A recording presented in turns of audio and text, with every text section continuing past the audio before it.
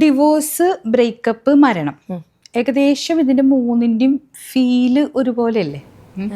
ഒരു വ്യക്തി ഇല്ലാണ്ടാവണു, ബ്രേക്കപ്പ് ആവുമ്പോൾ അതുവരെ നമ്മൾ ആ വ്യക്തിയിൽ നിന്ന് കിട്ടിയിരുന്ന സന്തോഷം, സ്നേഹം, കരുതല് എല്ലാം ഇല്ലാണ്ടാവണം. മരണം എന്ന് പറയുമ്പോൾ നമുക്ക് കുറച്ചുകൂടി തീവ്രമാണ്, നമ്മൾ കാണാനേ പറ്റുന്നില്ല. അപ്പോൾ ഇത് മൂന്നിൻ്റെയും ഏകദേശം എന്താ പറയുക, ചെറിയ ചെറിയ എന്താ വെച്ചാൽ ഷോർട്ടായിട്ട് ഇങ്ങനെ വരും.